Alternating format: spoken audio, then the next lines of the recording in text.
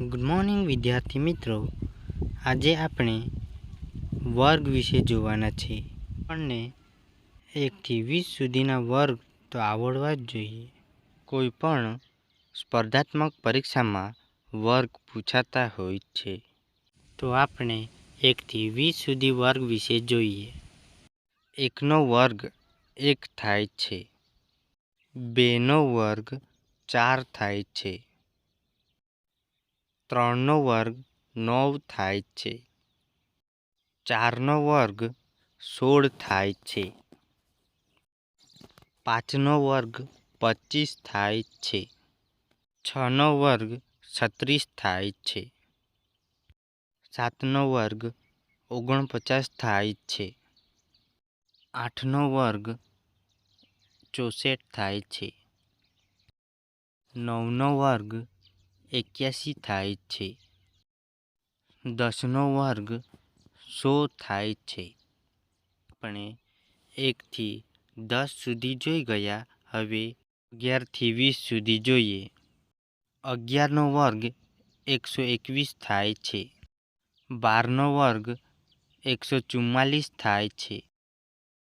13નો વર્ગ 169 થાય છે. 14નો વર્ગ 196 થાય છે. 15નો વર્ગ 225 થાય છે. 16નો વર્ગ 256 થાય છે. 17નો વર્ગ 289 થાય છે. 18નો વર્ગ 324 થાય છે. 19નો વર્ગ 361 થાય છે. 20નો વર્ગ 400 થાય છે. હવે આપણે ઉદાહરણ દ્વારા સમજીએ. સૌથી સરળ અને શોર્ટ ટ્રીક જોઈશું. તો ઉદાહરણમાં જોઈએ કે 23નો વર્ગ બરાબર કેટલા થાય? તો 23ના વર્ગમાં 3નો વર્ગ બરાબર 9 થાય છે અને 2 અને 3નો ગુણાકાર કરતાં 6 મળે છે, જેને ડબલ કરતાં 12 મળે છે. આપણે 12નો 2 લખીએ અને 1ને વધીમાં મૂકીએ. હવે 2નો વર્ગ 4 થાય છે અને વધી 1 એટલે 5 થાય છે. તો આપણો આન્સર 529 થાય છે. તો 23નો વર્ગ બરાબર 529 થાય છે. હવે આપણે 34નો વર્ગ જોવાના છે. 34ના વર્ગમાં 4નો વર્ગ બરાબર 16 થાય છે. તો 16માંથી 6ને નીચે લખીએ અને વધીમાં 1 લખતા 3 અને 4નો ગુણાકાર 12 થાય છે અને વધી 1 13 થાય છે. તો આપણે 13નો 3 લખીએ અને વધી તેનો 1. 3નો વર્ગ 9 થાય છે. તો 34નો વર્ગ બરાબર 936 થાય છે. હવે આપણે 46નો વર્ગ જોવાના છે. તો 46ના વર્ગમાં 6નો વર્ગ બરાબર 36 થાય છે. 6ને નીચે લખીએ અને 3ને વધીમાં લખીએ. 4 અને 6નો ગુણાકાર કરતાં 24 મળે છે, જેને ડબલ કરતાં આપણને 48 મળે છે. 3 ઉમેરતા આપણને 51 મળે છે. 51નો 1 નીચે લખીએ અને 5ને વધીમાં લખીએ. હવે 4નો વર્ગ બરાબર 16 થાય છે, જેમાં 5 ઉમેરતા આપણને 21 મળે છે. તો 46નો વર્ગ આપણને 2116 મળે છે. હવે આપણે 58નો વર્ગ જોવાના છે. તો આપણે જોઈએ 58નો વર્ગ. 58ના વર્ગમાં 8નો વર્ગ બરાબર 64 થાય છે, જેમાં 4ને નીચે લખીએ અને 6ને વધીમાં મૂકવાનું છે. 5 અને 8ને ગુણાકાર કરતાં આપણને 40 મળે છે, જેનું ડબલ કરતાં આપણને 80 મળે છે અને 80માં 6 ઉમેરતા 86 મળે છે. 86માંથી 6ને નીચે લખવાનું છે અને 8ને વધીમાં મૂકવાનું છે. 5 પચામ 25 ને 8 33 થાય છે.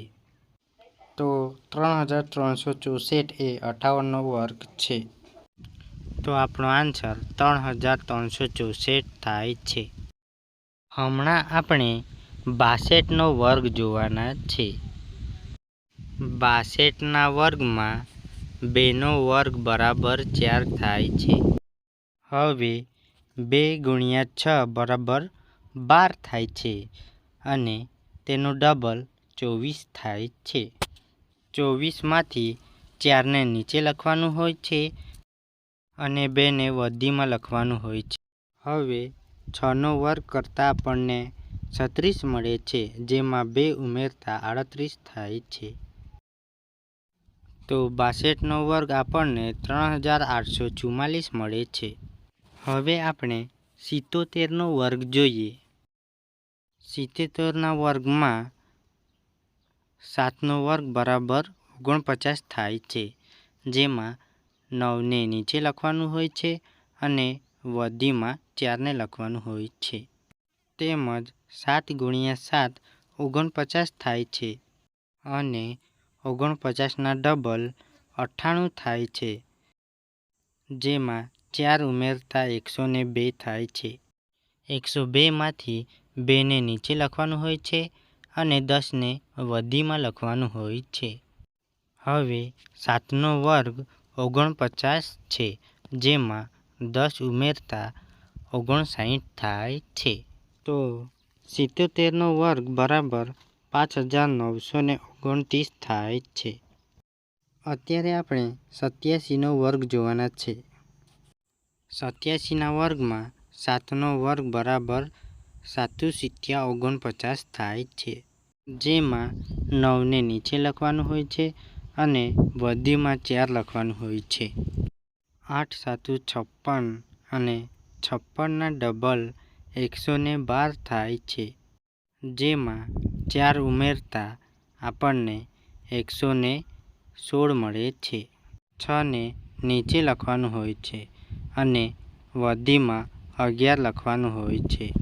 હવે 8 × 64 થાય છે, જેમાં 11 ઉમેરતા આપણને 75 મળે છે. તો 87નો વર્ગ આપણને 7569 મળે છે. વિડીયોમાં કંઈ પણ ડાઉટ હોય તો તમે કમેન્ટમાં મને પ્રશ્ન પૂછી શકો છો. વિડીયો ગમ્યો હશે તો ચેનલને લાઈક અને સબસ્ક્રાઈબ કરી દેજો. મળીએ હવે બીજા વિડીયોમાં. Thank you.